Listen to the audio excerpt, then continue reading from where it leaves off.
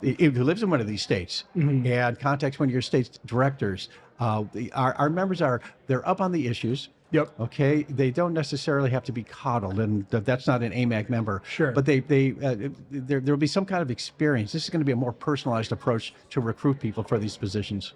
Yeah, I mean, it's so much about relationship building, right? Because what this is, as you just talked about, it's really getting involved in the civic process. It's a very honorable thing to do. Yeah. And so the way it works is we have a state director in your state. You can go to protectthevote.com.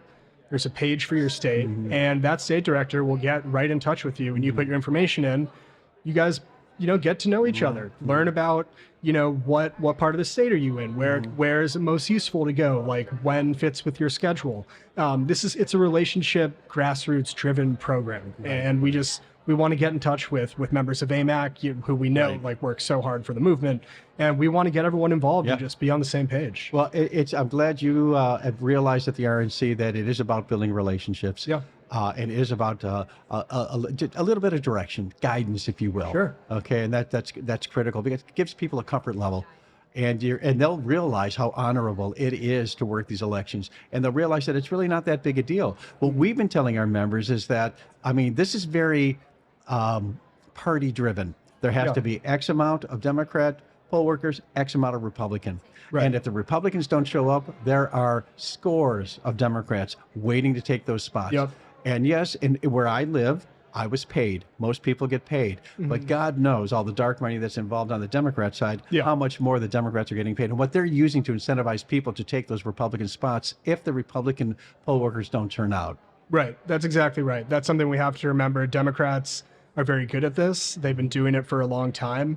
The only way that we can kind of counter the machinery that they've set in place is through the power of our people and the power of our grassroots. We are a grassroots-driven party. The RNC understands it is from the grassroots up. That's how this works.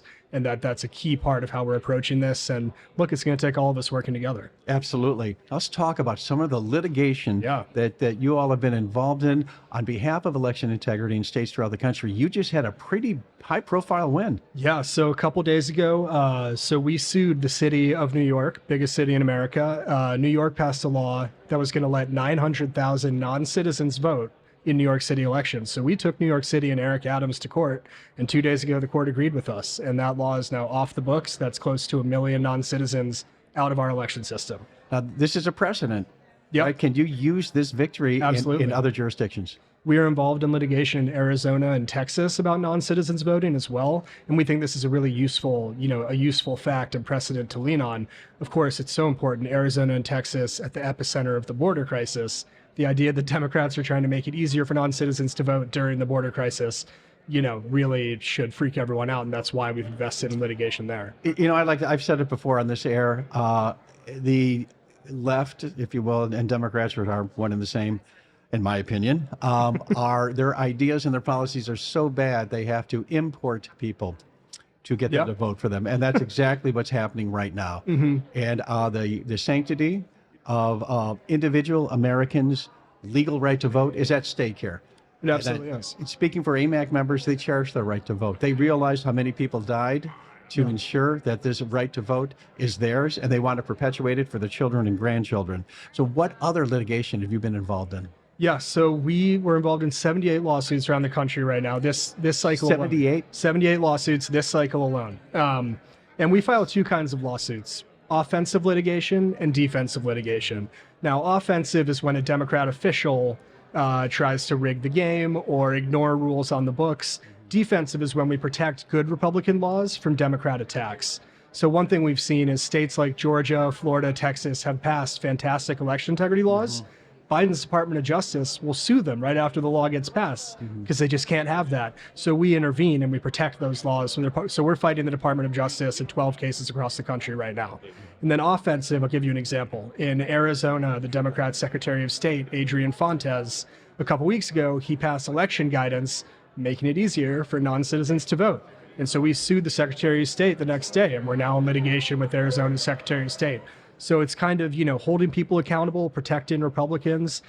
We also were involved in several cases to keep President Trump on the presidential ballot, which we would have extended to any candidate in the Republican field. It's just you can't kick someone off the ballot. Right. Yeah. And Understood. so across the board, we have a very diverse litigation operation, 78 lawsuits right now, many more to come. And it's really about setting the rules of the road, again, before the votes are cast, not after. You got a team of lawyers that are fanning out throughout the country. Yes, sir. We have in-state counsels in those 12 states I mentioned. We've contracted with, I believe, 20 law firms so far this cycle across the country. These are local lawyers who know their states. They know the rules. They know the openings for litigation. And I'll tell you, litigation's expensive. We're sinking a lot of money into this, I would imagine that your team must have crossed paths with one Mark Elias. All right. Yeah. And if you could he's kind of the Democrats or the left's boogeyman when it comes to suing good election integrity laws. Right. And you guys have to be battling him every day. Could you tell our audience a little bit about his game? Yeah, so Mark Elias is a Democrat lawyer who worked for the DNC for a very long time and then started his own firm to do lawsuits for Democrats. He is very focused on self-promoting and raising money for himself off of filing mostly frivolous lawsuits against good voting laws. He's very fond of going on MSNBC and talking to the far left about what he's doing. And we're happy to have him on MSNBC. We're in the courtroom, we're actually fighting litigation. He's talking on TV. Look, I think there's no question that the Democrat Party is engaged in an effort to make our elections less secure. That's just objective fact.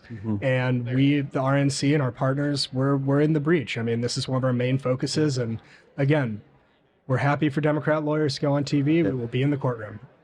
So just, as we wrap up this interview, and thank you very much for taking the time to come down and speak with us. The lay of the land as you see it, based on the victories that you've had and the litigation that you're involved in terms of giving Americans confidence to vote this cycle.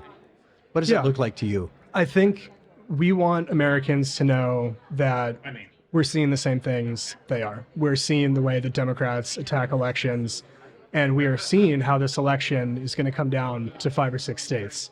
And we want Americans to know that the RNC, we're investing millions of dollars in those states to counter litigation, to put poll watchers on the ground, to get out the vote, to knock doors, the whole 9 yards. We understand where our resources have to go. And with the support of the grassroots, we are putting our plan in motion. And the 2024 election is going to be a lot safer than the 2020 election. I can guarantee that, because of the efforts that so many in this ecosystem have undertaken. Gates, thanks so much for being with us. Thank you for having really me. give us a nice, clear picture of what's going on. Onward and upward. Appreciate your time. Yes, sir. Thank you very much. Keep up the great work.